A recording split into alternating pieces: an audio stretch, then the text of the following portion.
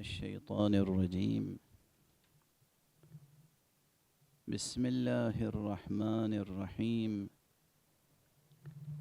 الحمد لله رب العالمين، والصلاة والسلام على أشرف الخلائق أجمعين، سيدنا وسيد الأولين والآخرين، حبيبنا وحبيب إله العالمين، إمام المرسلين وخاتم النبيين، أبي القاسم المصطفى محمد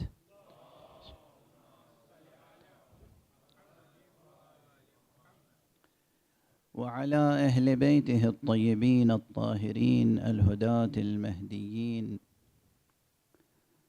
المعصومين المظلومين، واللعنة الدائمة على أعداء الحق والدين. أما بعد، فقد قال الله سبحانه وتعالى في محكم كتابه ومتقن خطابه: بسم الله الرحمن الرحيم، فاسألوا أهل الذكر إن كنتم لا تعلمون. صدق الله العلي العظيم.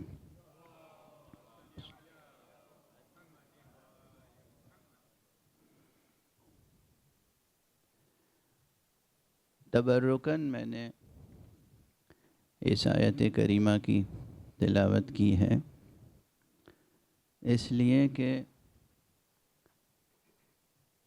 ایک لحاظ سے یہ ہمارے موضوع سے جڑی ہوئی آیت بھی ہے، اور کئی لحاظ سے یہ اس موضوع سے زیادہ اعم ہے، وسیع تر ہے اس کا دائرہ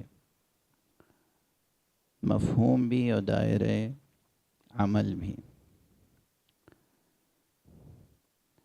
لیکن سب سے پہلے ایک کلمہ عرض کرنا چاہوں گا۔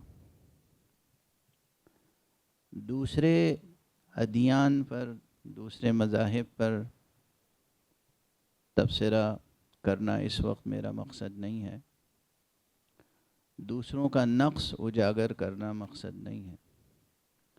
اسلام کا یہ امتیاز ضرور واضح کرنا ہے کہ اسلام نے، قرآن مجید نے، پیغمبر اسلام صلی اللہ علیہ وآلہ وسلم نے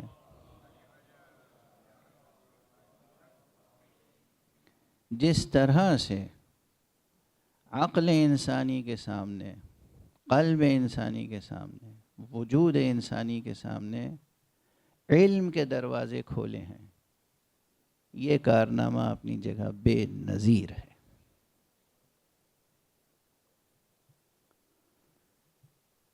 یعنی انسان کو عزت انسانی، شرف انسانی، کرامت انسانی کا درس اس حد تک دیا ہے اسلام نے کہ حضرت امام حسن مجتبی علیہ السلام کا ایک ارشاد گرامی ہے کہ دیکھو، سوال کرنا ذلت ہے، چاہے راستہ پوچھنے ہی کے لیے کیوں نہ ہو۔ السؤال ذل ولو عن الطریق، سوال کرنا ذلت ہے، چاہے راستہ پوچھنے کے لیے کیوں نہ ہو۔ یہ اس وقت امام حسن علیہ السلام نے فرمایا ہے، اگر مسلمانوں نے سن لی ہوتی بات تو یہ جو ماڈرن سسٹم ہے نا راستہ بتانے والا، اس وقت ایجاد کر لیتے شاید۔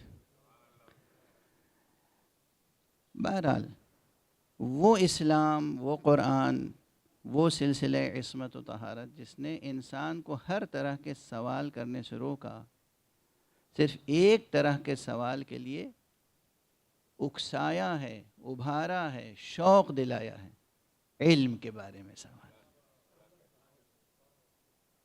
علم حاصل کرنے کے لیے سوال کرو، بار بار کوئی اہل علم مل جائے تو اس کا دروازہ کھٹکھٹاؤ، جاؤ علم حاصل کرو۔ یہ وہ اسپرٹ ہے جو قیام قیامت تک مسلمانوں کو سرفراز رکھے گی اگر وہ اس اسپرٹ سے جڑے رہیں. اور یہ ایک امتیاز ہے اسلام کا. پھر عرض کروں گا اسلام کا، قرآن کا، رسول اسلام اور ائمہ اہل بیت علیہم الصلاۃ والسلام کا، اور جو رسول اور ائمہ اہل بیت کے علیہم الصلاۃ والسلام سچے وفادار صحابہ تھے، ان کا بھی یہ کلچر ہمیں دیا، یہ ثقافت ہمیں دی کہ علم کے دروازے کھولے ہمارے لیے. تو اس پر ہم جتنا بھی شکر ادا کریں کم ہے. آج جس موضوع کا تعین کیا گیا ہے گفتگو کے لیے، وہ موضوع ہے اخباری اور اصولی زاویہ نظر کے بارے میں، کہ ان کی حقیقت کیا ہے، ان کی تاریخ کیا ہے. عموماً لوگوں کے ذہنوں میں آج کل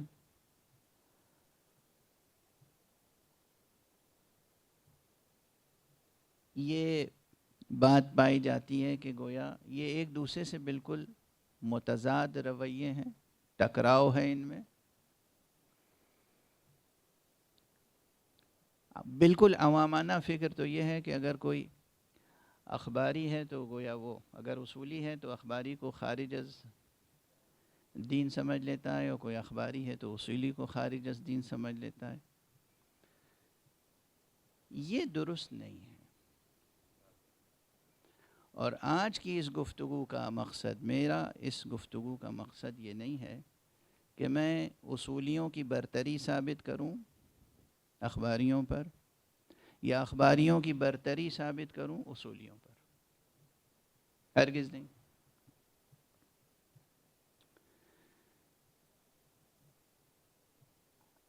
سب سے پہلے تو لفظی اگر بحث کسی کے ذہن میں ہو کہ لفظ اخباری ہے، اخباری نہیں ہے، اخباری ہے. اگر جو اس پہ بعض حضرات اشکال کرتے ہیں جو عربی نحو صرف سے تعلق رکھتے ہیں، گرامر سے، کہ عموماً نسبت جو ہے وہ مفرد سے ہوتی ہے، جمع سے نہیں ہوتی ہے. یہ ایک نحوی قاعدہ ہے، لیکن یہ نحوی قاعدہ کوئی مسلمہ نحوی قاعدہ نہیں ہے. کیونکہ اعرابی، انصاری، صحابی اور جواہری، کواکبی، شعوبی، اتنی مثالیں موجود ہیں خود اہل زبان کی کہ جمع کی طرف نسبت موجود ہے، اور اس لیے یہ اشکال درست نہیں ہے.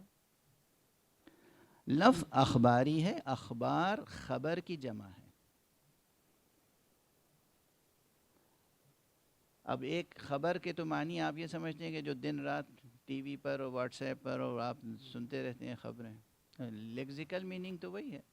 لیکن یہاں جس خبر کی بات ہے وہ خبر ان روایتوں پہ اطلاق ہوتا ہے جن روایتوں میں معصوم علیہ الصلاۃ والسلام سے نقل کی گئی باتیں نقل کی گئی ہوں.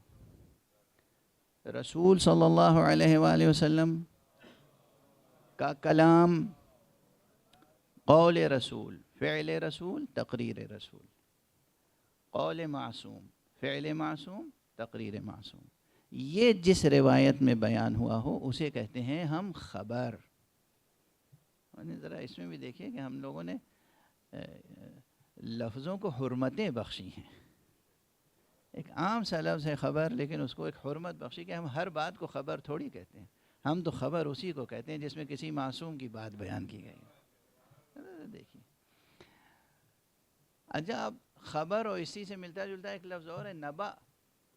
نبا کہتے ہیں کسی عظیم خبر کو. تو یہ یاد رکھیے کہ خبر کی جمع ہے اخبار، اور جو ان اخبار سے وابستہ ہو اس کو کہتے ہیں اخباری. ٹھیک ہے نا؟ لغوی اور اصطلاحی تعریف کی طرف اس تشریح سے ذہن پہنچ جائے گا. میں نے پہلے ہی عرض کیا کہ میں اصولی کو اخباری پر یا اخباری کو اصولی پر ترجیح دینے کے لیے نہیں بیٹھا ہوں. کچھ باتیں وضاحت، کچھ چیزیں، کچھ کانسیپٹس اگر کلیئر ہو جائیں تو بہت سی باتیں، بہت سے اختلاف، بہت سی رنجشیں خود دور ہو جاتی ہیں.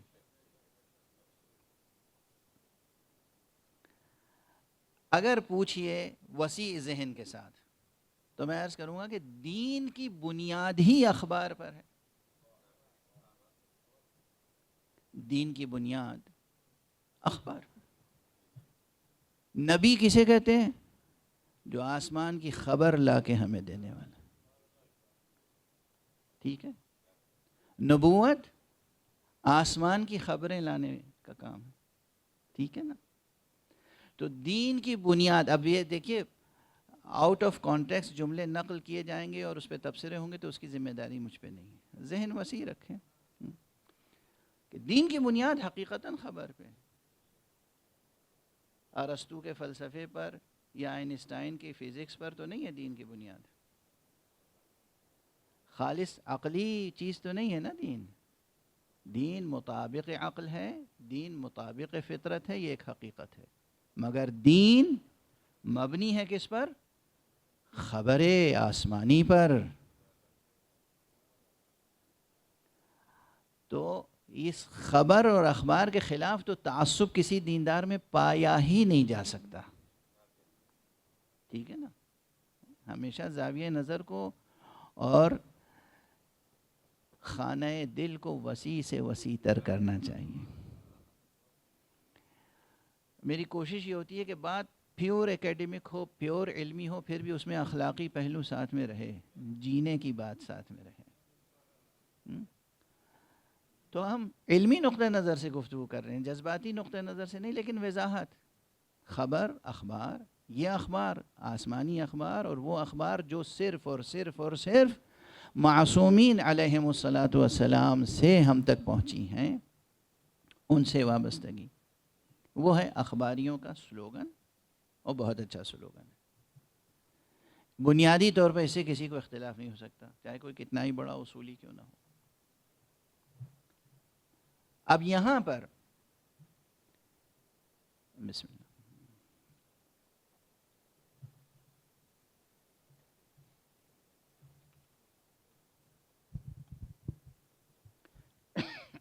بسم اللہ الرحمن الرحیم. Respected Sayyid began the lecture with the recitation of an ayah from Surah An-Nahl. فَاسْأَلُوا أَهْلَ الذِّكْرِ إِن كُنْتُمْ لَا تَعْلَمُونَ. He chose this verse. He mentioned that the essence of today's lecture, of today's topic, is can be found in this ayah. This ayah catches the essence of today's topic. The verse says, فَاسْأَلُوا أَهْلَ الذِّكْرِ إِن كُنْتُمْ لَا تَعْلَمُونَ. Ask those who know if you do not know. And from there he mentioned that this inquiry and this pursuit of knowledge, the way it is given in the Islamic tradition by Rasulullah Muhammad sallallahu alayhi wa sallam and the Ahl Bayt, it is unprecedented.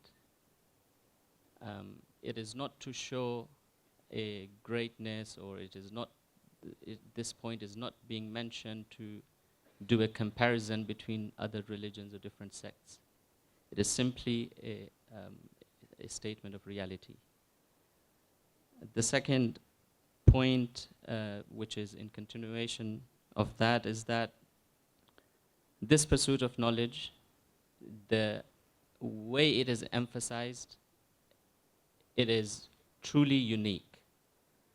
He mentioned a narration by Imam Hassan alayhi salam where he says that as-su'alu dhullun walau 'anit tariq, that asking a question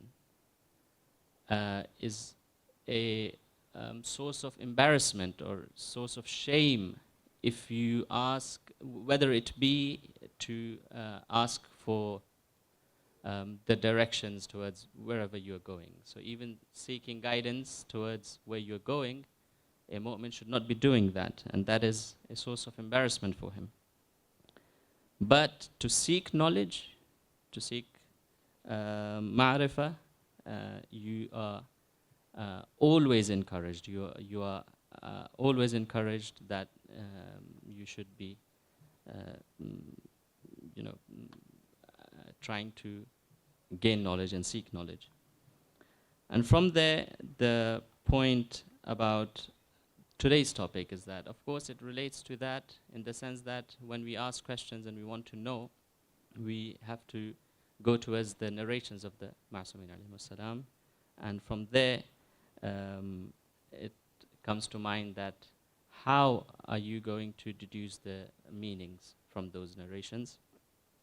And there are 2 points of view. One is akhbari and usuli, and today's lecture will be about what the doctrine is, what the history is. And he mentioned that in the minds of people, it is as if that these are 2 completely contradictory terms, completely opposite methodologies. But that is not the case, as we will see later on in the lecture. And also today's lecture is not an attempt to establish greatness of usulism over akhbarism in any way. Of course, akhbar, the word in itself, he mentioned that it is a plural of khabar, and which lexically simply means news. But of course, in our tradition, the word itself is sanctified. It is a sacred word. It is only the news of the Ma'sumin, the news of the Prophet Muhammad and the Ahl Bayt alayhim as-salam. And that news is the sayings of them. So it's not just the sayings that are called the akhbar, but it is also their deeds and their actions. If it is recorded in a narration, that is also called a khabar, not just the saying. And also the taqreer, when they have remained silent and they have almost authorized an action if they have remained silent whilst others have performed a deed in front of them. And he also mentioned a lexical point of view about the akhbari, the word, how when you make a word of nisbah, when you are trying to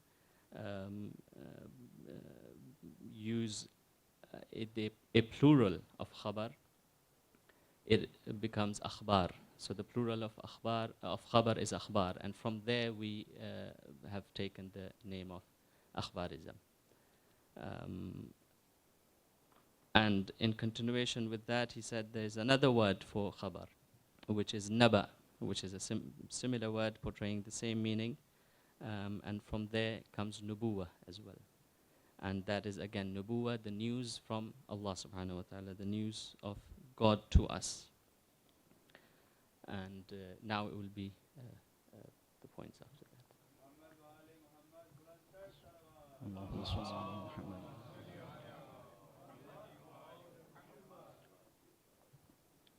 یہ معروضات جو میں نے پیش کیے خبر اور اخبار اور نبأ سے متعلق، یہ صرف اس لیے تاکہ ذہن میں پہلے ہی سے وسعت پیدا ہو.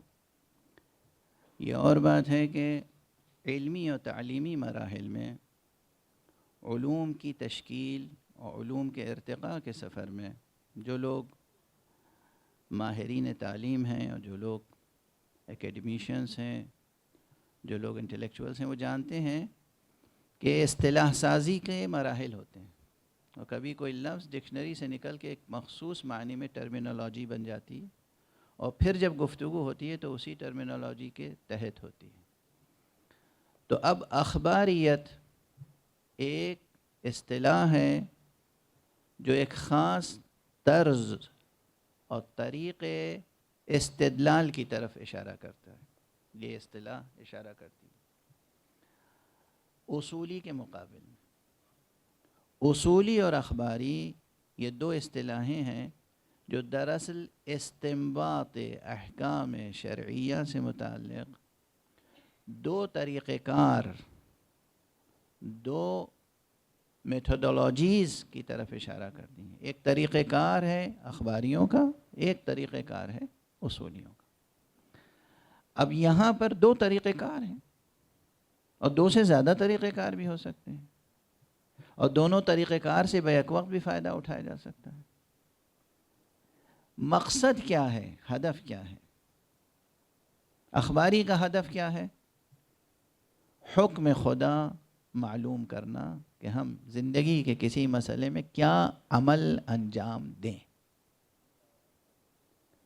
اصولی سے پوچھئے کہ آپ کا کیا مطمع نظر ہے، کہ حکم خدا معلوم کرنا کہ ہم زندگی کے مراحل میں کیسے مراحل بسر کریں۔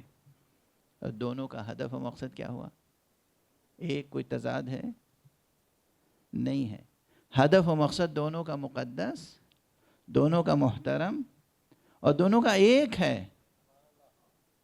اخباری کہتا ہے کہ ہم حکم خدا دریافت کرنے کے لیے یہ طریقہ اختیار کرتے ہیں، اور ہم حکم خدا کشف کرنے کے لیے یہ طریقہ اختیار کرتے ہیں۔ اصولی یہ کہتا ہے۔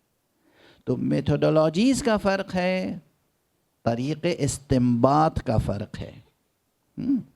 لفظ استنباط ذہن میں رہے، یہ لفظ استنباط قرآن میں بھی آیا ہے۔ قرآن مجید میں یستنبطونہ والذین یستنبطونہ، یہ یستنبطون لفظ قرآن مجید میں آیا ہے۔ میں تھوڑی سی وضاحت کر دوں، مثال ایسی دوں گا کہ مزید ذہن وسیع ہو اور ایک دوسرے کو قبول کرنے کے قابل ہو جائیں۔ استنباط استفعال ہے نبطہ سے۔ استفعال، اب یہ حوالہ کافی ہے جو لوگ جانتے ہیں، زمین میں چھپا ہوا پانی، اسے زمین کھود کے زمین کی گہرائی سے پانی نکالنے کو کہتے ہیں استنباط۔ یہ ڈکشنری میننگز ہیں اس کی، وہاں سے لے کے پھر لاجک میں، منطق میں، فلسفے میں، جورسپروڈنس میں، علم کلام میں، مختلف ڈسپلنس میں یہ استنباط کے معنی آ گئے استدلال کے لیے، کہ آپ کسی حکم پر، کسی مقصد پر، کسی نظریے پہ جو استدلال قائم کرتے ہیں، جو آرگومنٹ پیش کرتے ہیں، لاجیکل آرگومنٹ، اس آرگومنٹ کو کہتے ہیں استنباط۔ تو استنباط یہاں زمین سے پانی کھودنے کی جو مثال ہے، یہ حقیقی مثال ہے۔ عبارتوں میں، قرآن مجید کی آیتوں میں، اخبار معصومین علیہم السلام میں جو حکم پوشیدہ ہے، اس حکم کو اس عبارت سے نکال کے بیان کرنا، یہ ہے استنباط۔ گویا جسم کے لیے، جسم کی زندگی کا پانی زمین کی تہوں سے نکالنے کا نام بھی استنباط ہے، اور روح کی زندگی کے لیے جو پانی آب حیات علم ہے، اسے بھی آیات و روایات سے نکالنے کا نام استنباط ہے۔ تو اس لفظ میں بھی اختلاف نہیں ہے۔ یہاں ٹھہر کے میں یہ بات عرض کر دوں کہ مجھے تاریخ فکر و فلسفہ میں فارابی بہت پسند ہے۔ فارابی اس لیے پسند ہے کہ فارابی کا ایک کارنامہ یہ کہا جاتا ہے کہ اس نے افلاطون اور ارسطو کے متضاد نظریات کے درمیان وحدت تلاش کرنے کی کوشش کی تھی۔ اور میں ہمیشہ، میری زندگی میں یہ ہے کہ مختلف نظریات میں وحدت کے نکات پہلے تلاش کروں، وہ نکات اور وہ نقاط، ٹھیک ہے نا، پہلے تلاش کروں۔ اختلاف پیدا کر دینا تو آسان ہے، مختلف فیہ چیزوں میں مختلف لوگوں کے درمیان وحدت پیدا کرنا یہ ذرا مشکل کام ہے، لیکن کوشش میری یہی ہوتی ہے۔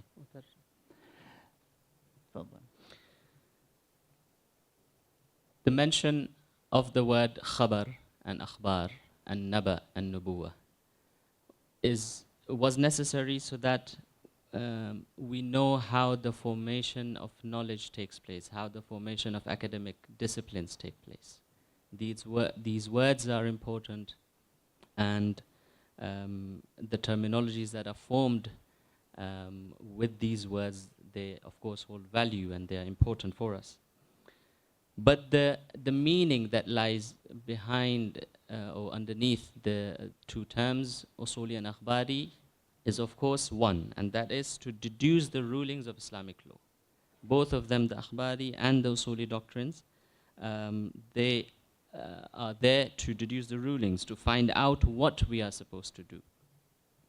And of course, in that, and the Arabic word for that is istinbat, to establish the rulings. And so it mentioned that the word istinbat comes from the Quran, and the Holy Quran also uses this word, yastanbitunahu. In the Holy Quran it comes in that form. And he mentioned that this word istinbat comes from a special form of the Arabic term, Arabic conjugation, which is istif'al, from nabata. And the meaning is, the meaning that lies at the root of this word is drawing out water which is hidden away in the depths of earth. Likewise, when we use the word istinbat in the discussion, the discourse of usuli and akhbari discourse, we are drawing out the rulings from the akhbar. And so that's the connection between the word nabata and istinbat, and how we are actually drawing out rulings. Just how we are, he mentioned a very poetic point, that how we are drawing out water for to live, in order to breathe, in order to have a life. We take out the life of water, the water of life, Abi Hayat, which continues which prolongs our spiritual life. And he mentioned about a point about Farabi. He said that the discussion about Usuli Akhbari, of course, it seems like a discussion between two different opposing doctrines. But he prefers the approach of Farabi, a philosopher who tried to reconcile between the thoughts of Plato and Aristotle. And so in that way, finding unity or trying to reconcile between the two, that is something which is very useful. And instead of having two different separate ideologies and doctrines and methodologies, we can have a unified method. احسن. اب یہاں پر یعنی ظاہر ہے کہ 1 گھنٹے کی نشست کافی نہیں ہوگی تمام مطالب سے متعلق، تو میں وہ باتیں اہم عرض کر رہا ہوں جو آج ہدف و مقصد سے تعلق رکھتی ہیں. پہلی بات پھر میں عرض کروں کہ میرا مقصد آج کی گفتگو میں یہ نہیں ہے کہ میں کسی ایک کو دوسرے پہ برتر ٹھہراؤں یا کسی ایک کو دوسرے سے کمتر. دوسری بات، ہدف یہ ہے کہ ہم جسے کہتے ہیں کہ المعایشہ السلمیہ، مل جل کر جینے کی ثقافت اور عادت پیدا کر سکیں. نفرتیں نہ کریں ایک دوسرے کے ساتھ، وہ ثقافت، وہ کلچر، وہ تہذیب پیدا ہو کہ ہم اختلاف نظریات کے ساتھ ایک دوسرے کے ساتھ اٹھ بیٹھ سکیں محبتوں کے ساتھ. نظریہ اپنی جگہ، مگر ایک دوسرے کا احترام کریں، ایک دوسرے سے مودت کا رشتہ رکھیں. اب یہاں پر بہت یعنی سینکڑوں صفحوں کا مضمون ہے جو سمیٹ کے عرض کر رہا ہوں کہ حقیقت یہ ہے کہ ہمارا فقہ جعفری کا، فقہ اثنا عشری جعفری کا کوئی بھی عالم اپنے پہلے رتبے میں بھی اخباری ہوتا ہے اور اپنے آخری رتبے میں بھی اخباری ہی ہوتا ہے. اخباری حضرات بہت خوش نہ ہو جائیں فوراً. کیوں کہہ رہا ہوں یہ بات؟ پہلی منزل میں نے عرض کیا کہ دین کیا ہے، کل دین کیا ہے؟ قال اللہ، قال رسول اللہ، قال المعصوم. ہم نے یہ قبول کیا، ہم نے خبر غدیر کو قبول کیا، ہم نے خبر ذو العشیرہ کو قبول کیا، ہم نے نبوءات سماویہ کو قبول کیا، ہم نے 12 اماموں کی حدیثوں پر اپنے مکتب کی بنیاد رکھی. تو سب سے پہلا مرحلہ قال اللہ، قال رسول اللہ، قال امیر المومنین، قال الحسن، قال الحسین، قال الباقر، قال الصادق. یہ پہلا مرحلہ ہے. اگر کوئی اس پہ بھروسہ نہیں کرتا، ایمان نہیں لاتا، تو وہ اصلاً نہ شیعہ ہے نہ مسلمان. تو یہ پہلی منزل ہے. آخری منزل جو میں نے کہا وہ کیا؟ حقیقتاً کوئی بڑے سے بڑا اصولی ہو، آیت اللہ العظمیٰ سید خوئی رحمۃ اللہ علیہ، ان کی واقعہ ہے، میں وقت ہوا تو عرض کروں گا ورنہ صرف حوالہ کافی. بڑے سے بڑا اصولی اگر کسی مرحلے میں اس کے سامنے کوئی صحیح السند اور قطعی الدلالہ کوئی ایک حدیث آ جائے تو مقابل میں اس کے کوئی سوال ہی نہیں ہوتا کہ وہ کوئی اور فتویٰ دے سکے. جو معصوم کا ارشاد ہوگا اس کے سامنے سر خم کر دے گا. تو آخر منزل بھی ہم اس اعتبار سے کوئی ایسا نہیں ہے جو اخبار محمد و آل محمد سے ٹکراتا ہو، کوئی ایک نہیں ہے. نہ آیت اللہ خوئی، نہ آیت اللہ سیستانی، نہ آیت اللہ العظمیٰ خمینی، کوئی ممکن نہیں کہ اس مکتب میں کوئی ایسا ہو جو اخبار آل محمد سے ٹکراتا ہو. تو یہ جو ایک پروپیگنڈا ہے کہ اخباری اور اصولی اور ایک دوسرے سے نفرت، یہ بے بنیاد چیز ہے. کوئی معصومین سے ٹکرانے والا نہ مسلمان رہتا ہے نہ شیعہ رہتا ہے، چاہے جائے کہ وہ فقیہ آل محمد کہلائے.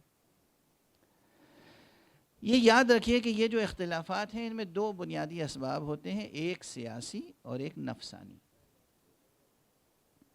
بہت سے سیاسی اسباب ہوتے ہیں اور بہت سے نفسانی اسباب ہوتے ہیں جو اختلافات کو بھڑکاتے ہیں، اور ایک ہی چیز کے دو رخ اس طرح پیش کرتے ہیں کہ جیسے معلوم ہوا کہ وہ دو مختلف، متضاد، متحارب، متناقض. نہیں، ایسا نہیں ہے. اب اس کے بعد یہ واضح ہو گئی کہ پہلے مرحلے میں، پہلے رتبے میں بھی اور آخری رتبے میں بھی ہم سب اخباری ہیں. مجال ہے کہ کوئی قال صادق و قال الباقر کے خلاف کچھ کہہ سکے. پھر اختلاف کہاں ہے؟ اختلاف ہے، جنوین اختلاف ہے. یہ اختلاف وہی جو میں نے کہا طریق استدلال میں ہے. اور اس چیز میں ہے، ایک چیز سادہ سی عرض کروں کہ کیا ہر شخص کوئی بھی اٹھے اور کہے یہ حدیث میں پیش کر رہا ہوں قال الصادق، آپ مان لیں گے؟ جب تک یقین نہ حاصل ہو جائے کہ قال الصادق واقعاً امام نے فرمایا. تو یہ جو میں عرض کر رہا ہوں کہ کوئی بھی ایک فرد چاہے اصولی ہو یا غیر اصولی، قال الصادق سے ٹکرانے کا کسی میں حوصلہ نہیں ہے، ممکن نہیں ہے. وہ کافر کہلائے گا ہمارے. وہ کہ قال الصادق واقول ہو، ممکن نہیں ہے. امام یہ کہتے ہیں میں یہ کہتا ہوں، تو میں تو رہ ہی نہیں گیا وہاں پر. واضح ہے بات. کسی بھی امام معصوم کے ثابت قول کے مقابلے میں کوئی اپنی رائے نہیں پیش کر سکتا. اور اسی لیے میں عرض کروں کہ ایک مشہور و معروف کتاب ہے، ایسی اور بہت سی کتابیں لکھی گئیں.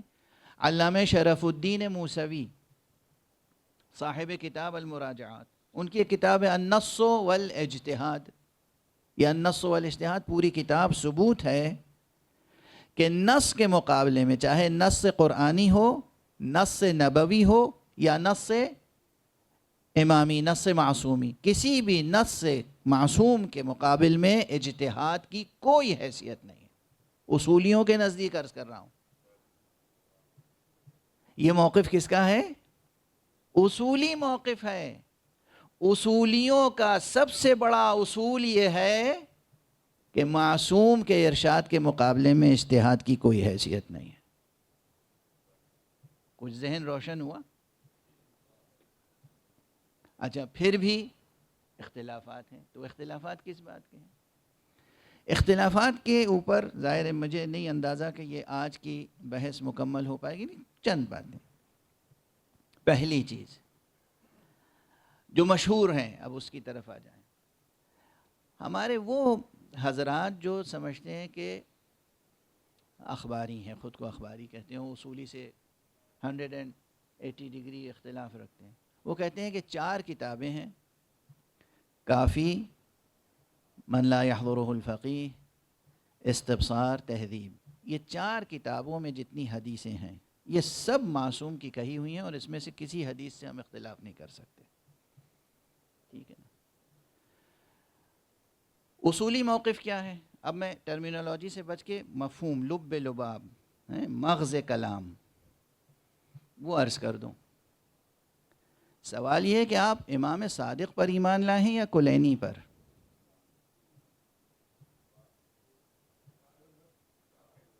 آپ امام باقر پر ایمان لائے ہیں یا صدوق پر؟ ہم اور آپ امام باقر امام صادق کو معصوم سمجھتے ہیں یا کلینی کو بھی معصوم سمجھتے ہیں، صدوق کو بھی معصوم سمجھتے ہیں، توسی کو بھی معصوم سمجھتے ہیں کہ صاحب انہوں نے جو نقل کر دیا ان کی نقل میں کوئی غلطی نہیں ہو سکتی؟ معصوم 12 امام ہیں نا، 14 معصوم ہیں نا، یا یہ مصنفین بھی معصوم ہیں؟ نمبر 1۔ نمبر 2، ان مصنفین نے جتنے راویوں سے نقل کیا ہے وہ سب راوی بھی معصوم ہیں؟ خود کتاب کامل الزیارات کتنے دنوں تک اس پہ بحث ہوتی رہی کہ کامل الزیارات میں جتنے روات ہیں سب ثقات ہیں، بعد میں معلوم ہوا کہ نہیں، وہاں بھی بحث کی گنجائش ہے۔ قاتل امام حسین سے بھی تو ہم نے نقل کی ہے روایت، لیکن وہ ثقہ نہیں ہے، نہ صرف یہ کہ ثقہ نہیں ہے بلکہ فاسق ہے، فاجر ہے، کافر ہے۔ واضح ہے بات؟ تو تمام روات یا تمام حدیثوں کے بارے میں یہ نظریہ بنا لینا، یہ ریجیڈیٹی، یہ سختی کہ یہ 4 کتابوں میں جتنی حدیثیں ہیں ان میں کوئی حدیث قابل مناقشہ نہیں ہے، کسی حدیث پر کسی روایت پر آپ بحث نہیں کر سکتے، سب کو ایز اٹ از آنکھ بند کر کے ماننا ہے۔ یہ شدت پسندی میرا خیال ہے کہ بنیادی انسانی منطق کے خلاف ہے، جس کو اخباریوں کی پہچان سمجھا جاتا ہے۔ دیکھا نا فرق کہاں سے آیا؟ اب اصولی یہی کہتے ہیں کہ صاحب یہاں پر، حالانکہ خود اخباریوں میں بھی خبر کو تولنے کے اپنے اصول ہیں، یہ نہیں کہہ رہے ہیں کہ ان میں اصول نہیں ہیں۔ صحیح اور ضعیف 2 بڑی تقسیمیں ان کے ہاں بھی ہیں، اخباری حضرات کے ہاں صحیح اور ضعیف کی تقسیم ہے، لیکن وہ صحیح و ضعیف کی تقسیم، یہ جو 4 تقسیمیں صحیح، حسن، موثق، ضعیف اور اس کے علاوہ اور تقسیمات ہیں، حدیث مرسل وغیرہ، یہ جو اصولیوں نے پیش کی یہ ذرا مختلف ہے۔ تو یہ کہاں اختلاف آیا؟ طریقہ کار میں، استنباط میں۔ ٹھہر کے ایک مثال دے دوں، یہ زمانہ وہ ہے کہ جو ویژول مثالیں جو ہیں زیادہ سمجھ میں آتی ہیں۔ پانی زمین سے نکالنا استنباط کے معنی ہے نا؟ اچھا پہلے زمانے میں معلوم ہے پانی کیسے نکالا جاتا تھا؟ کنواں کھودتے تھے، اس کے بعد کیا ہوا؟ وہ ہینڈ پائپ آ گیا۔ اچھا میں نے خود دیکھا ہے اپنی زندگی میں، گاؤں میں بھی رہا ہوں، کہ ہینڈ پائپ ہوتے تھے جس میں پانی آتا تھا مٹی سے بھرا ہوا، مٹی بھی آتی تھی پانی کے ساتھ۔ اس کے بعد معلوم ہوا کہ صاحب ٹیکنالوجی آگے بڑھ گئی، کیا ہوا؟ ایک ایسی جالی آنے لگی، ایک ایسی چھلنی جو نیچے لگا دیتے تھے تو مٹی نہیں آتی تھی، پانی چھن کے آتا تھا، خالص پانی آتا تھا۔ واضح ہے بات؟ نکال رہے پانی، نکالنا ہے مقصد پانی، لیکن ٹیکنالوجی بڑھتی چلی گئی تو ہم نے پھر چھلنی کا اضافہ کر دیا۔ تو ہم سمجھتے ہیں کہ اصولیوں نے استنباط میں صرف چھلنی کا اضافہ کیا ہے، دیٹس آل۔ مقصد یہ ہے کہ کلام خدا، کلام معصوم سے حکم حاصل کرنا ہے، لیکن یہ حکم کیسے حاصل کریں؟ یقین کے ساتھ، ذرا سا بھی شک نہ ہو کہ یہ قول معصوم ہے اور یہ حکم ہے۔ تو سورس میں فرق نہیں ہے، یعنی کوئی ایک اصولی ایسا نہیں ہے جو کہے کہ ہمارا دین کا، احکام کا، شریعت کا سورس حدیث پیغمبر یا حدیث معصوم نہیں ہے، کوئی نہیں کہہ سکتا۔ حدیث معصوم ہے، اس حدیث معصوم سے استنباط کے طریقے میں زیادہ سے زیادہ ژرف نگاہی، ژرف کاری یعنی تحقیق، ظرافت، باریک بینی، خرد بینی، یہ بڑھتی چلی گئی اصولیوں میں۔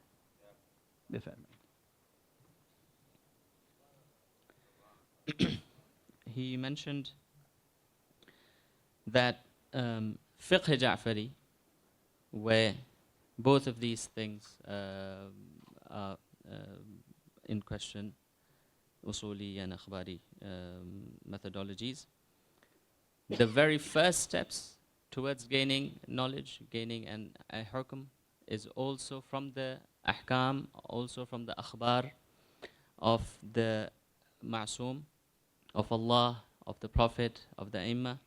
And in the very final steps is also the source is the narrations of the Ma'sumin alayhimus salam. The only difference between the two again is how are you taking these narrations? Are you just taking them because they have been recorded in the 4 books of hadith, Kafi, Tahdhib, Istibsar, Man la yahdhuruhu al-faqih? They have been recorded by these scholars, the scholars of hadith. So you as a akhbari, or you as a usuli, the first step is, of course, to go towards these books, to get the ahadith. But your faith is connected with the ma'soom. You believe in the infallibility of Imam Sadiq alayhi salam. You believe in the infallibility of the Prophet. You believe in the infallibility of the ma'soomeen that we have, not the compilers of ahadith. We do not believe that Kulaini is infallible. We do not believe that Tusi is infallible. We do not believe that Saduq is infallible. So when they are collecting these ahadith, they may make mistakes. And not just them, the narrators that they are narrating from, the chain of narrators, all of them needs to be checked to make sure that the hukum, or the saying, whatever it is, from delivered by the Ma'sumin Islam, it truly is what the Ma'sum has said. In this approach, he gave various examples. He gave an example of Sharafuddin, Sayyid Sharafuddin Musawi, his book, An-Nas wal Ijtihad, who is an Usuli scholar. He mentions that An-Nas meaning the text, when there's a text present, which is unambiguous, which is clear in its meaning, no Usuli can form his opinion against that text. And so in that way, again, in the final steps, you go back to the hadith, whatever the hadith says, that's the ruling that you take. But then to get to that ruling, simply by reading the text, reading the ahadith that are compiled, and then getting that hukum, there's a difference of filters. And the Usuli thought is basically adding these filters, adding the filters of Sahih, Hasan, Mu'athaq, different variations of a hadith, and different variations of the rulings that you get from them. He also mentioned a book about Kamalu Ziyarat. It was accepted as a book which had almost everything Sahih. For a long time it was accepted that, of course, you can take anything from this book. But then later on, of course, through research, through filtration, you found out that no, you cannot take everything from this book. And so this persistence and this constant ask to just simply go back to the books, it's not a reasonable approach. It's not a rational approach. Just go to the book and read the hadith, say what the Imam has said, and that's the hukum. No. You need some filters. And he gave an analogy, continuing on with the water analogy before, that when you take water out of a well, out of the earth, there was a method which is old. You simply dig a hole in the ground and you take out water. But then technological advancement has now given us profound tools and machineries that can get us those waters. So why the insistence of just digging a hole and going to and taking out the water? You need, when the ilm al-rijal is there, when all these different usul is there, we should make use of them in order to get to the truth, in order to get to the real meaning of the Ma'soom alayhi salam. यहाँ पर मैं इस नुक्ते को भी वाज़ेह कर दूं कि ये जो दिन ब दिन आजकल अवामी सतह पर खलीज बढ़ाने की कोशिश हो रही है, अखबारी और उसूली गोया एक दूसरे को काबिल सलाम नहीं समझते वगैरह वगैरह, बल्कि काबिल लान समझते हैं, नऊज़ु बिल्लाह। 4 किताबें हैं ना अखबारियों की, काफ़ी, मन ला यहज़ुरुहुल फ़क़ीह, तहज़ीब, इस्तिब्सार। काफ़ी और काफ़ी शेख कुलैनी की है। उन्होंने उसूल फ़िक़्ह में तो कोई किताब नहीं लिखी, लेकिन ख़ुद اگر کافی کا مطالعہ کریں تو معلوم ہوا کہ شیخ کلینی ایک مفکر انسان تھے اور اصول ساز ذہن رکھتے تھے. انہوں نے جو تبویب کی ہے، جو عنوانات قائم کیے ہیں. پھر شیخ صدوق یہ اصول ساز ذہن اور آگے بڑھا. اس کے بعد دو جو کتابیں ہیں، استبصار و تہذیب، یہ دونوں کس نے لکھی ہیں؟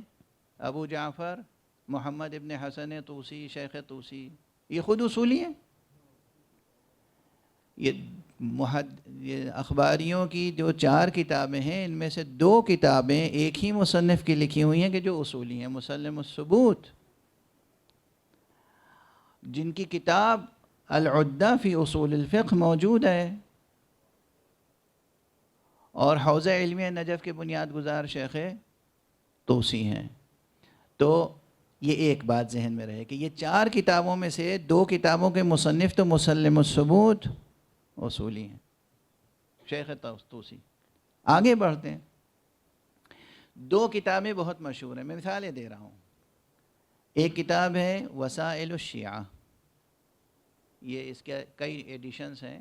بعض ایڈیشنز 30 جلدوں میں چھپے ہیں، بعض ایڈیشنز 20 جلدوں میں چھپے ہیں، مختلف، جسے یعنی کریٹیکل ایڈیشنز جب تیار کیے محققین نے، ریسرچرز نے، تو انہوں نے یہ وسائل الشیعہ لکھنے والے علامہ شیخ حر عاملی ہیں، جو اخباری ہیں. کوئی ایک اصولی ایسا نہیں ہے جو کوئی ایک درس فقہ کہتا ہو اس کتاب کا مطالعہ کیے بغیر. اور ہمیشہ کس ادب و احترام سے ان کا ذکر ہوتا ہے؟ ترحم، ترضی، رضوان اللہ تعالی علیہ، رحمت اللہ تعالی علیہ. اور امام رضا کے صحن میں ان کی قبر ہے، اور کوئی اصولی نہیں ہے جو ادھر سے گزرتا ہوں اور ٹھہر کے وہاں فاتحہ نہ پڑھتا ہوں. اور خود شیخ حر عاملی جو کہ اخباری ہیں، انہوں نے یہ کتاب جو لکھی، اس کتاب کو سمجھیے کہ یہ تبویب جو ہے یہ پوری کی پوری شرائع الاسلام کے تبویب کے مطابق ہے. یعنی کتاب شرائع الاسلام جو ایک اصولی کی تصنیف تھی، اس اصولی کی تصنیف سامنے رکھ کے یہ لکھی گئی کتاب. ایک اصولی کی کتاب سامنے رکھ کے ایک اخباری کتاب لکھ رہا ہے، گویا اس کی شرح کر رہا ہے، روایی شرح. دوسری کتاب جو اس اخباریوں کی بہت عظیم کتاب ہے، الحدائق الناظرہ. یہ الحدائق الناظرہ شیخ یوسف بحرانی کی کتاب ہے، جو اپنے وقت میں عظیم ترین عالم تھے اخباری مسلک کے. اس کا جو نیا ایڈیشن ابھی چھپا ہے، کریٹیکل ایڈیشن، تحقیقی ایڈیشن، ٹیکسٹول ریسرچ کے ساتھ، متنی تحقیق کے ساتھ، یہ ایڈیشن آیت اللہ العظمیٰ شیخ محمد تقی ایروانی نے چھپوایا ہے اپنے حواشی کے ساتھ، کہ جو مسلم الثبوت اصولی عالم ہے. یعنی ایک اخباری کی تصنیف ایک اصولی چھپوا رہا ہے محنت کر کے، اس پہ حاشیہ لکھ رہا ہے، اس پہ تعلیقات لکھ رہا ہے. ایک اخباری ایک اصولی کی کتاب چھپوا رہا ہے. تو جو بڑے بڑے واقعاً اسکالرس ہیں اصولی اور اخباری، ان میں تو آپس میں ٹکراؤ نہیں ہے. ایک دوسرے کا احترام کر رہے ہیں، ایک دوسرے کی تجلیل کر رہے ہیں، ایک دوسرے کے حق میں دعا دے رہے ہیں، ایک دوسرے کو کہہ رہے ہیں رحمت اللہ علیہ، ایک دوسرے کو کہہ رہے ہیں رضوان اللہ تعالی علیہ. یہ کون لوگ ہیں جو آپس میں غیر مہذب زبان استعمال کر رہے ہیں اور ایک دوسرے کے خلاف گفتگو کر رہے ہیں؟ غور فرما رہے ہیں آپ؟ اچھا، اب پھر آتا ہوں ذرا اساسی بحثوں کی طرف. ایک تو بحث تھی کہ 4 کتابوں میں جو حدیثیں ہیں وہ سب لے لی. میں نے عرض کیا کہ کوئی ایسا نہیں، جب حدیث ثابت ہو جائے معصوم تک تو پھر انکار کی گنجائش نہیں ہے. ساری بحث یہ کہ معصوم تک پہنچ رہی ہے بات یا نہیں پہنچ رہی. دوسری بات یہیں عرض کر دوں، یہ اصول فقہ کی بنیاد کس نے ڈالی ہے؟ یہ غلط ہے کہ اصول فقہ کی بنیاد امام شافعی نے ڈالی ہے. یہاں اگر نہج البلاغہ کوئی لا کے دے دے تو میں بتاؤں کہ نہج البلاغہ میں جو مولا علی کے خطبے ہیں اس میں اصول فقہ کی بنیاد موجود ہے. اصول فقہ کی بنیاد امیر المومنین علی ابن ابی طالب علیہ السلام نے ڈالی ہے. اصول فقہ کی بنیاد وسیع کی ہے معصومین علیہم الصلاۃ والسلام نے، امام باقر علیہ الصلاۃ والسلام، امام جعفر صادق علیہ الصلاۃ والسلام نے. اور یہ اور بات ہے، وہی بات کہ اصطلاحات، جب آپ کوئی ٹرمینالوجی کوائن کرتے ہیں تو وہ ایک خاص تاریخ کے ایک مرحلے میں بات آتی ہے، جب علوم کا استقلال اور علوم کا ارتقاء، جب علوم کی شاخ در شاخ نشو و نما ہوتی ہے، تب وہ بات ہوتی ہے. شروع میں وہ بات سادہ طور پہ یا دوسرے لفظوں میں کہی جاتی ہے. تو اصل میں اس بات کو ریجیکٹ کرتا ہوں پوری قوت کے ساتھ، چاہے کسی نے بھی لکھی ہو. مرحوم و مغفور آیت اللہ العظمیٰ سید محمد باقر الصدر نے بھی المعالم الجدیدہ کے مقدمے میں لکھا کہ مثلا پہلی کتاب جو لکھی وہ امام شافعی نے لکھی، لیکن انہی نے خود بھی کہا کہ امام جعفر صادق علیہ الصلاۃ والسلام کے شاگردوں میں ہشام ابن حکم اور دوسرے افراد تھے جنہوں نے اصولی فکر کو پروان چڑھایا. نہ صرف یہ کہ میں تو امیر المومنین علی ابن ابی طالب علیہ الصلاۃ والسلام کی بات کر رہا ہوں، نہج البلاغہ ہاتھ میں لے کے عرض کر رہا ہوں، عرض کر سکتا ہوں، اور وہ فقرے اور وہ جملے عرض کروں گا، اور وہ بھی سند کے ساتھ، مرسل کے ساتھ نہیں، سند کے ساتھ. تو اصول فقہ ایسی چیز نہیں ہے کہ جس سے لوگ گھبرائیں.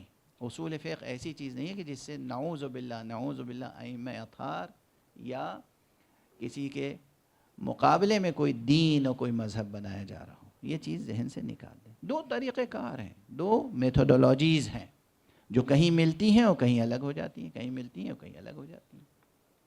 تیسرا نقطہ یہ مطلب کہہ دیں تو ملخص.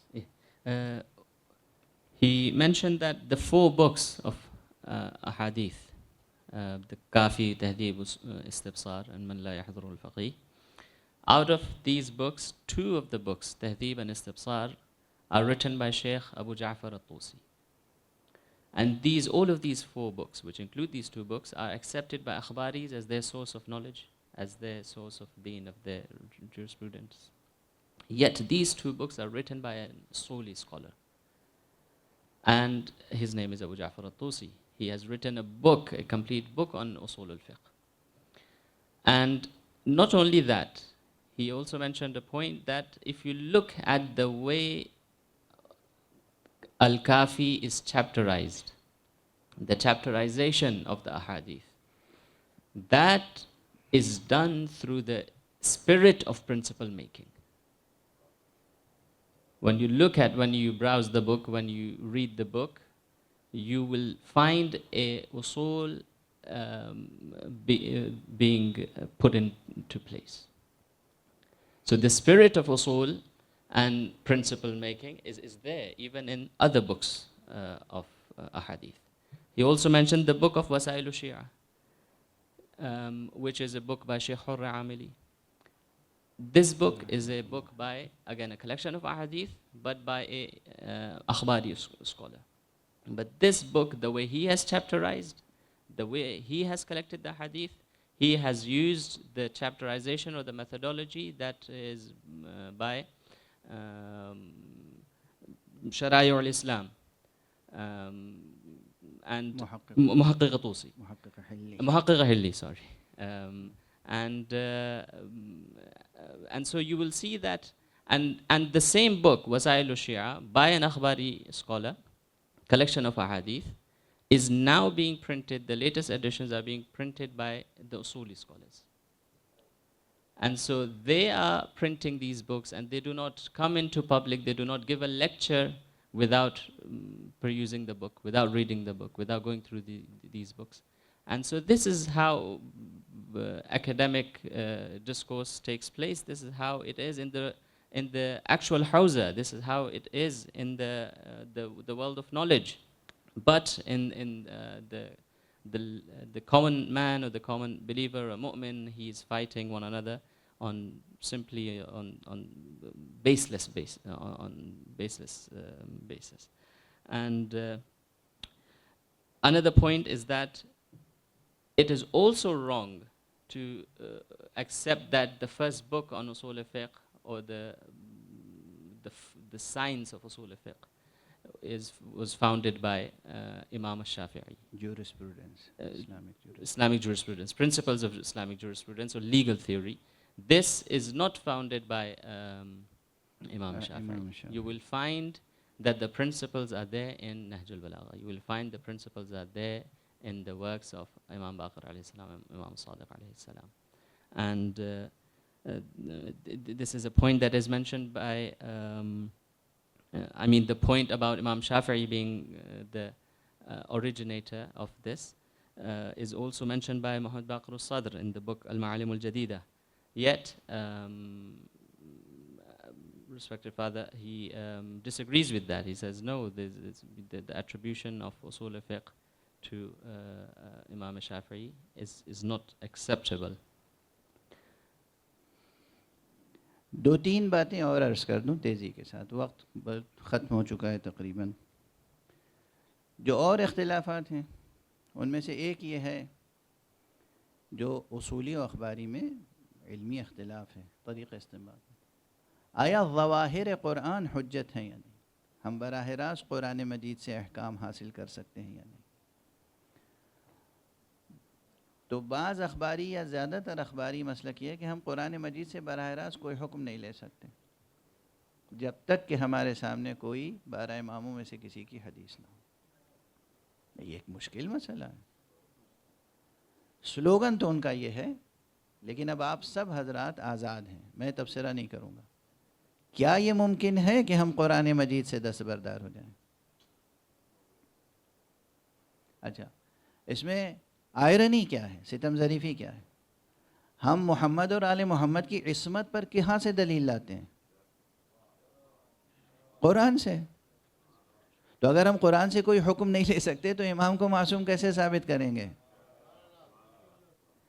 انما یرید اللہ لیذہب عنکم الرجس اہل البیت ویطہرکم تطہیرا. اس سے ہم عصمت ثابت کریں گے، لیکن جب تیمم والی آیت ہوگی تو اس سے ہم کہیں گے تیمم ثابت نہیں ہوگا جب تک کہ امام کی حدیث نہ ہو. یہ کیا آئرنی ہے، یہ کیا تضاد ہے، یہ ہے تناقض. اس لیے بہت سی چیزیں ایسی ہیں جسے ہم کہتے ہیں کہ اخباری سوچ میں، اخباری میتھوڈولوجی میں لاجیکل کنسسٹنسی نہیں ہے، اسٹیبلش نہیں کر سکتے آپ اس کو. تضاد ہے، تناقض ہے، تناقض ہے، تضاد کا لفظ نہیں، تناقض ہے کہ آپ جس کتاب سے ثابت کر رہے ہیں رسول کی رسالت، معصوم کی امامت، امامت علی کے علیہ السلام کی کہاں سے ثابت ہوگی؟ انما ولیکم اللہ ورسولہ والذین آمنوا. اگر اس آیت کے سے حکم حاصل ہو رہا ہے تو وضو والی آیت سے حکم کیسے نہیں حاصل ہوگا؟ اس کے معنی یہ ہے کہ اصولی موقف اپنی جگہ یہاں پہ درست ہے کہ ہمیں قرآن سے بھی، ظواہر قرآن سے حکم حاصل ہو سکتا ہے، اور ظواہر روایات و اخبار سے بھی حکم حاصل ہو سکتا ہے.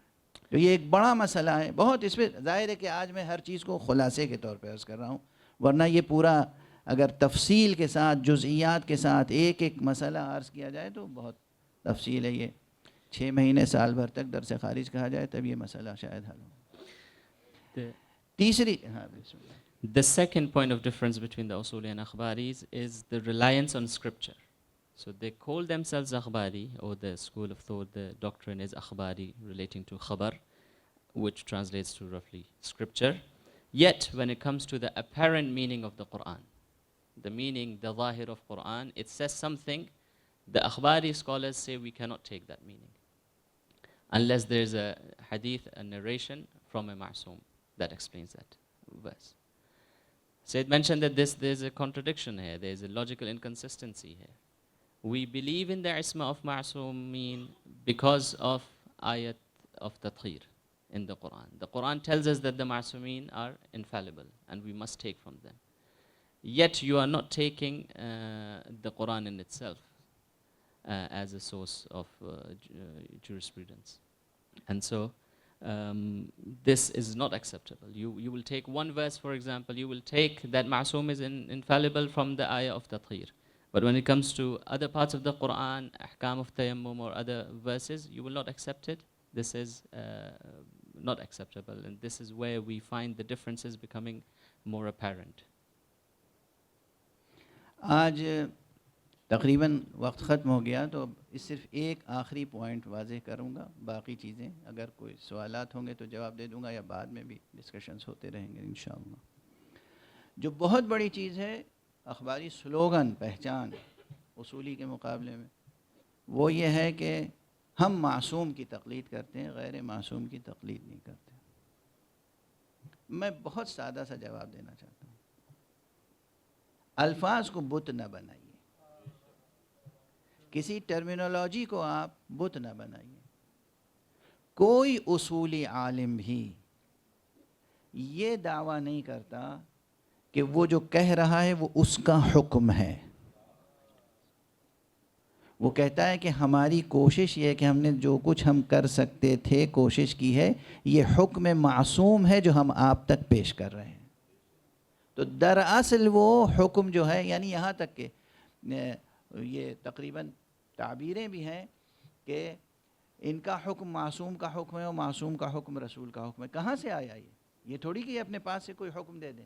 تشریع حرام ہے، اپنی طرف سے اپنی رائے سے کوئی حکم دے دینا، معمولی سا بھی، کسی غیر مستحب کو مستحب کہہ دینا، کسی غیر مکروہ کو مکروہ کہہ دینا، یہ بھی تشریع ہے اور حرام ہے، گناہ ہے، جب تک کہ فقیہ مطمئن نہ ہو جائے کہ یہ خدا اور رسول اور ائمہ اہل بیت کے دیے ہوئے دین کی روشنی میں یہ حکم شرعی ثابت ہو رہا ہے۔ اگر یہ حکم شرعی ہے تو دراصل یہ پیروی آل محمد کی ہے، دراصل یہ پیروی شریعت اسلام کی ہے، دراصل یہ پیروی محمد صلی اللہ علیہ وآلہ وسلم اور اہل بیت کی ہے۔ بیان کرنے والا کہیں پر فقیہ جو ہے وہ اخباری کہلاتا ہے، کہیں فقیہ جو ہے وہ اصولی کہلاتا ہے۔ میتھوڈولوجی کا فرق ہے، اس سے زیادہ فرق نہیں ہے۔ اس لیے آپ لفظ تقلید سے چڑھ ہے، پھینک دیجئے لفظ تقلید کھرچ کے، تعلیم کہہ لیجئے۔ سیکھنا ہے کہیں سے اور اس کے مطابق عمل کرنا ہے، اس کا نام ہے تقلید۔ کسی سے سیکھنا ہے نماز کیسے پڑھنی ہے، سیکھنا ہے اور اس کے بعد اس کے مطابق عمل کرنا ہے، اس کو کہا جاتا ہے تقلید۔ آپ اس ٹرمینالوجی کو چینج کر دیجئے، آپ سیکھنے کے لیے کوئی بھی لفظ استعمال کر لیے، لیکن آپ کو کسی نہ کسی سے سیکھنا ہے۔ آج امام پردہ غیب میں ہیں، آپ چاہے شیخ یوسف بحرانی کا کوئی جانشین تلاش کیجئے، کسی اخباری عالم سے بھی پوچھیں گے نا جا کے، آپ اخباری عالم سے پوچھیں گے نا جا کے۔ یہ پوچھنا اور پوچھنے کے بعد آنکھ بند کر کے عمل کر لینا، اسے کیا کہتے ہیں؟ امام جعفر صادق علیہ السلام تو تشریف فرما ہے نہیں، امام باقر علیہ السلام تشریف فرما ہے نہیں، کوئی ایک ایکس وائی زی کوئی ایک عالم ہے اخباری، ہمیں اس پر بھروسہ ہے، اور ہم گئے، ہم نے کہا کہ یہ ہمیں نماز پڑھنی ہے، کیسے پڑھنی ہے، انہوں نے بتا دیا، اور ہم نے آ کے چونکہ ہمارا بھروسہ کس پہ تھا؟ ان پر، ہم نے عمل کر لیا۔ اسی عمل کا نام، پوچھنا اور پوچھنے کے مطابق عمل کرنے کا نام تقلید ہے۔ آپ اس کو کوئی اور نام دے دیجئے، ٹھیک ہے نا؟ لفظوں کو بت نہ بنائیے۔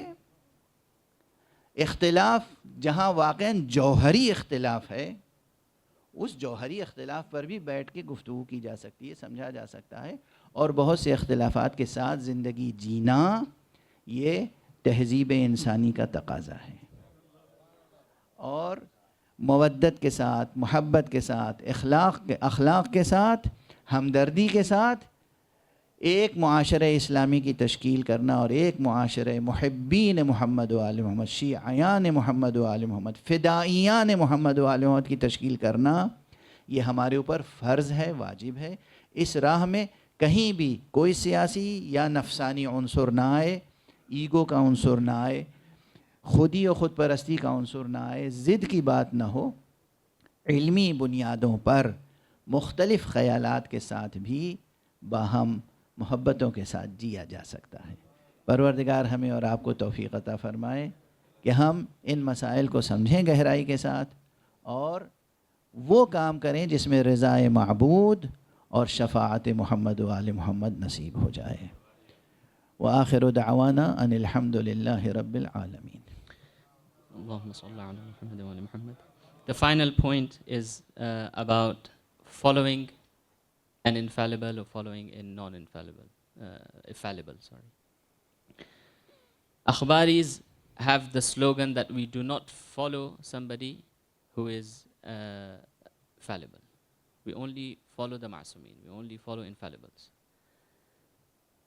But when we look at how it's actually done, we find that it is actually going to the scholars, going to the Akhbari scholars, going to Yusuf Bahrani, going to all these scholars, Shaykh Amali, going to all these books that have been written, and these are written by fallible people, the people who make mistakes. And so when you follow them, you are doing the exact same thing as when a follower of a usuli alim goes and finds his ruling.